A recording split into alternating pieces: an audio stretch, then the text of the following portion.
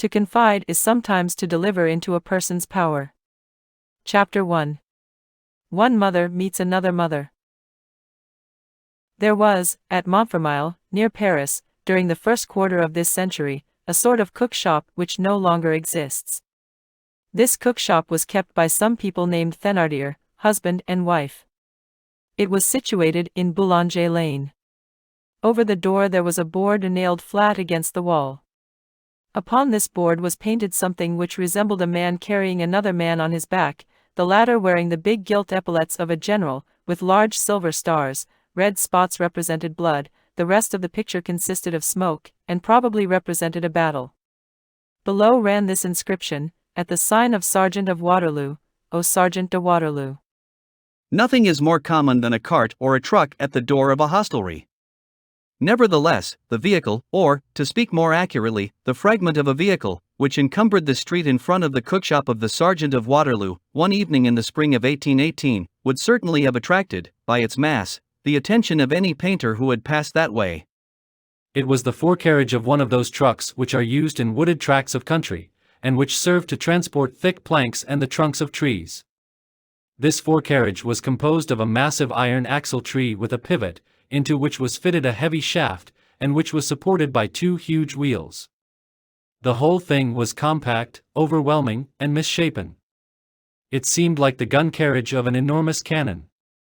The ruts of the road had bestowed on the wheels, the fellies, the hub, the axle, and the shaft, a layer of mud, a hideous yellowish daubing hue, tolerably like that with which people are fond of ornamenting cathedrals. The wood was disappearing under mud, and the iron beneath rust. Under the axle tree hung, like drapery, a huge chain, worthy of some Goliath of a convict. This chain suggested, not the beams, which it was its office to transport, but the mastodons and mammoths which it might have served to harness. It had the air of the galleys, but of cyclopean and superhuman galleys, and it seemed to have been detached from some monster.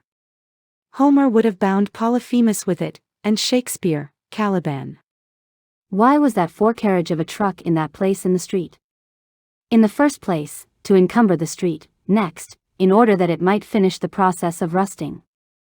There is a throng of institutions in the old social order, which one comes across in this fashion as one walks about outdoors, and which have no other reasons for existence than the above. The center of the chain swung very near the ground in the middle, and in the loop, as in the rope of a swing, there were seated and grouped, on that particular evening, in exquisite interlacement, two little girls, one about 2 years and a half old, the other 18 months, the younger in the arms of the other. A handkerchief, cleverly knotted about them, prevented their falling out.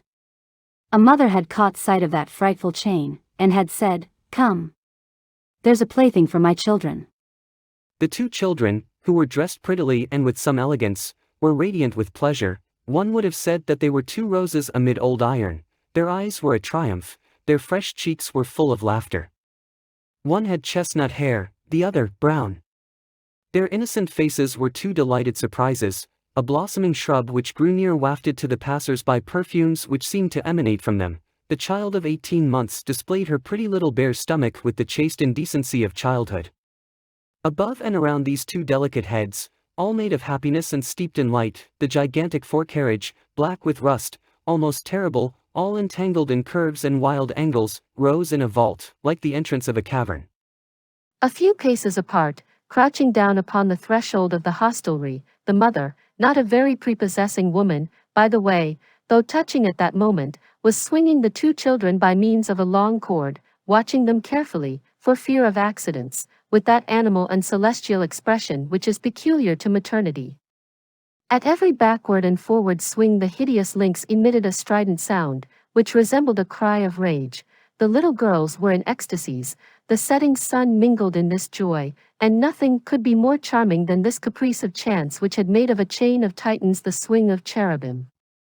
As she rocked her little ones, the mother hummed in a discordant voice a romance then celebrated. "It must be," said a warrior. Her song, and the contemplation of her daughters, prevented her hearing and seeing what was going on in the street. In the meantime, someone had approached her, as she was beginning the first couplet of the romance, and suddenly she heard a voice saying very near her ear, You have two beautiful children there, madam. To the fair and tender Imogen, replied the mother, continuing her romance. Then she turned her head. A woman stood before her, a few paces distant. This woman also had a child, which she carried in her arms. She was carrying, in addition, a large carpet-bag, which seemed very heavy. This woman's child was one of the most divine creatures that it is possible to behold. It was a girl, 2 or 3 years of age. She could have entered into competition with the 2 other little ones. So far as the coquetry of her dress was concerned, she wore a cap of fine linen, ribbons on her bodice, and Valenciennes lace on her cap. The folds of her skirt were raised so as to permit a view of her white, firm, and dimpled leg. She was admirably rosy and healthy. The little beauty inspired a desire to take a bite from the apples of her cheeks. Of her eyes nothing could be known, except that they must be very large, and that they had magnificent lashes. She was asleep. She slept with that slumber of absolute confidence, peculiar to her age. The arms of mothers are made of tenderness, in them children sleep profoundly. As for the mother, her appearance was sad and poverty-stricken. She was dressed like a working woman who is inclined to turn into a peasant again. She was young. Was she handsome?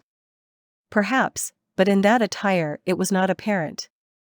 Her hair, a golden lock of which had escaped, seemed very thick, but was severely concealed beneath an ugly, tight, close, nun-like cap, tied under the chin.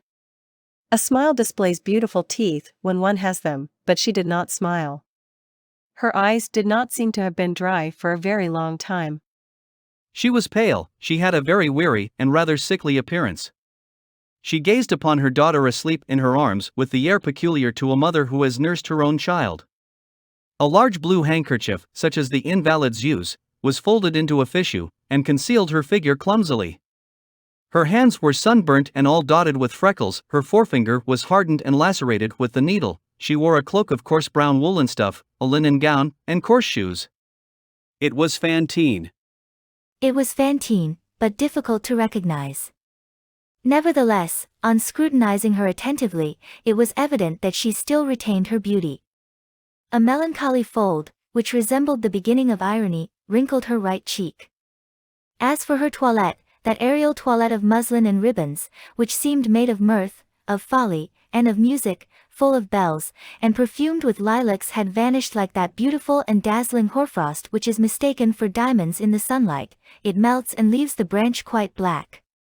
10 months had elapsed since the pretty farce. What had taken place during those 10 months? It can be divined. After abandonment, straitened circumstances.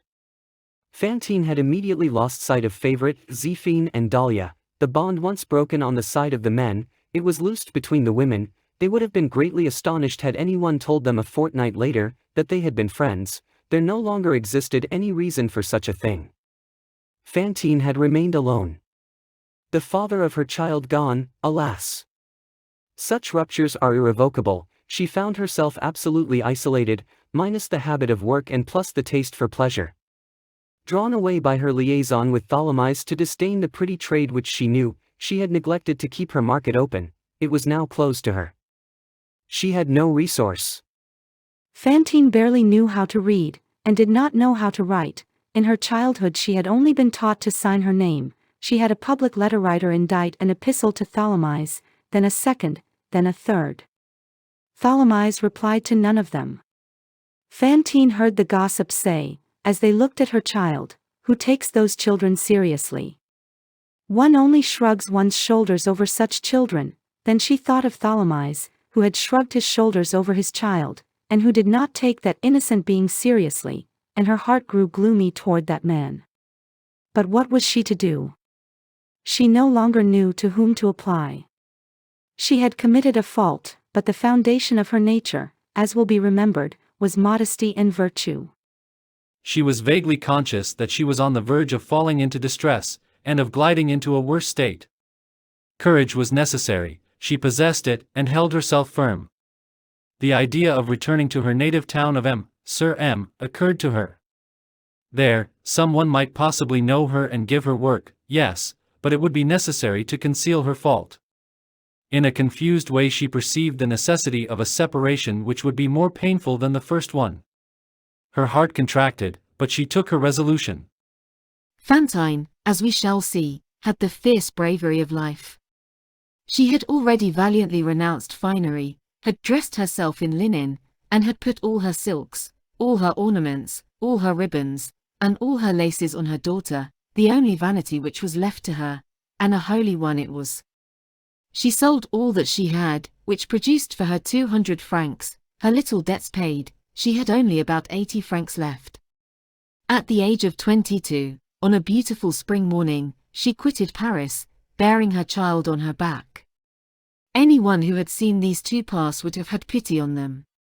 This woman had, in all the world, nothing but her child, and the child had, in all the world, no one but this woman. Fantine had nursed her child, and this had tired her chest, and she coughed a little. We shall have no further occasion to speak of M. Felix Tholomyès. Let us confine ourselves to saying that, 20 years later, under King Louis Philippe, he was a great provincial lawyer, wealthy and influential, a wise elector, and a very severe juryman. He was still a man of pleasure.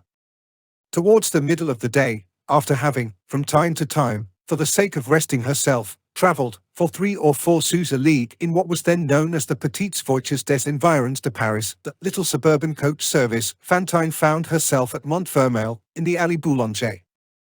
As she passed the Thénardier hostelry, the 2 little girls, blissful in the monster swing, had dazzled her in a manner, and she had halted in front of that vision of joy. Charms exist. These 2 little girls were a charm to this mother. She gazed at them in much emotion. The presence of angels is an announcement of paradise. She thought that, above this inn, she beheld the mysterious here of Providence. These 2 little creatures were evidently happy. She gazed at them, she admired them, in such emotion that at the moment when their mother was recovering her breath between 2 couplets of her song, she could not refrain from addressing to her the remark which we have just read. You have 2 pretty children, madam. The most ferocious creatures are disarmed by caresses bestowed on their young. The mother raised her head and thanked her, and bade the wayfarer sit down on the bench at the door, she herself being seated on the threshold. The 2 women began to chat. My name is Madame Thénardier, said the mother of the 2 little girls. We keep this inn.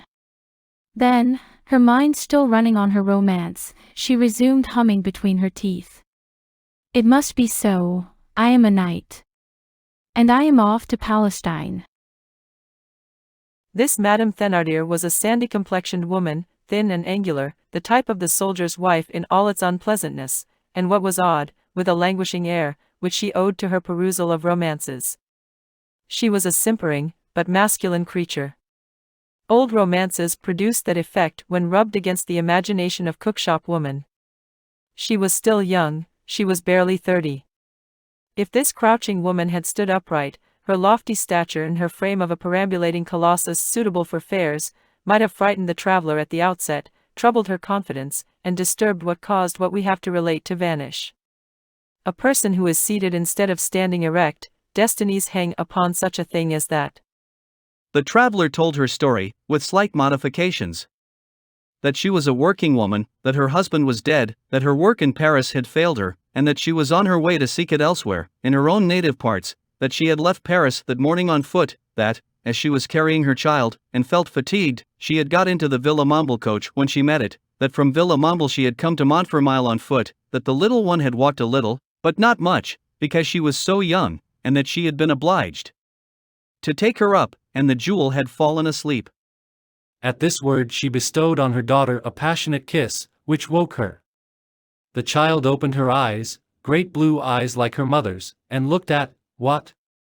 Nothing, with that serious and sometimes severe air of little children, which is a mystery of their luminous innocence in the presence of our twilight of virtue.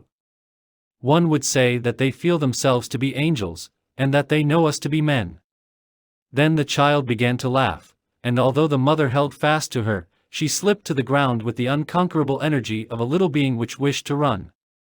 All at once she caught sight of the 2 others in the swing, stopped short, and put out her tongue, in sign of admiration. Mother Thénardier released her daughters, made them descend from the swing, and said, "Now amuse yourselves, all three of you." Children become acquainted quickly at that age, and at the expiration of a minute the little Thénardiers were playing with the newcomer at making holes in the ground, which was an immense pleasure. The newcomer was very gay. The goodness of the mother is written in the gaiety of the child. She had seized a scrap of wood which served her for a shovel, and energetically dug a cavity big enough for a fly. The grave digger's business becomes a subject for laughter when performed by a child. The two women pursued their chat. "What is your little one's name?" "Cosette." For Cosette, read Euphrasie. The child's name was Euphrasie. But out of Euphrasie the mother had made Cosette by that sweet and graceful instinct of mothers and of the populace which changes Josepha into Pepita, and Françoise into Celeste. It is a sort of derivative which disarranges and disconcerts the whole science of etymologists. We have known a grandmother who succeeded in turning Theodore into Non. How old is she? She is going on 3. That is the age of my eldest. In the meantime, the three little girls were grouped in an attitude of profound anxiety and blissfulness. An event had happened, a big worm had emerged from the ground, and they were afraid, and they were in ecstasies over it. Their radiant brows touched each other. One would have said that there were 3 heads in one aureole. How easily children get acquainted at once, exclaimed Mother Thénardier. One would swear that they were 3 sisters. This remark was probably the spark which the other mother had been waiting for. She seized the Thénardier's hand, looked at her fixedly, and said, "Will you keep my child for me?" The Thénardier made one of those movements of surprise which signify neither assent nor refusal. Cosette's mother continued. "You see, I cannot take my daughter to the country. My work will not permit it. With a child one can find no situation. People are ridiculous in the country. It was the good God who caused me to pass herein.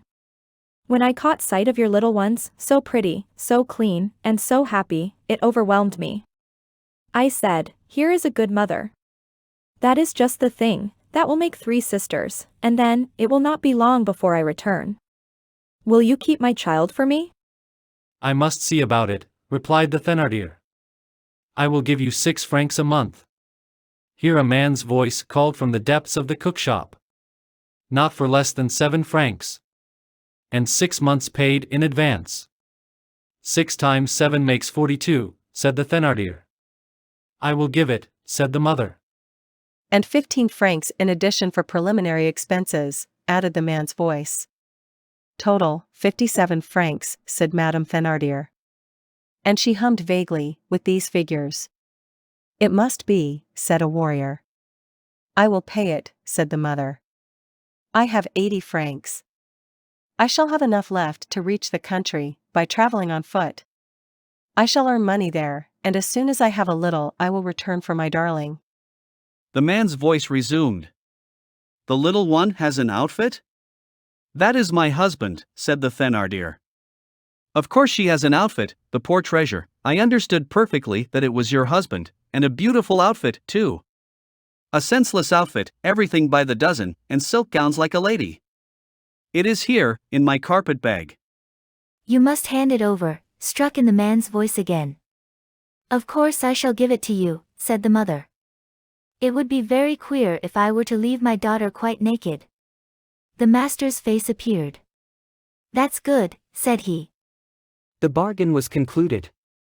The mother passed the night at the inn, gave up her money and left her child, fastened her carpet-bag once more, now reduced in volume by the removal of the outfit, and light henceforth and set out on the following morning, intending to return soon. People arrange such departures tranquilly, but they are despairs. A neighbor of the Thénardiers met this mother as she was setting out, and came back with the remark. "I have just seen a woman crying in the street so that it was enough to rend your heart." When Cosette's mother had taken her departure, the man said to the woman, "That will serve to pay my note for 110 francs which falls due tomorrow. I lacked 50 francs. Do you know that I should have had a bailiff and a protest after me?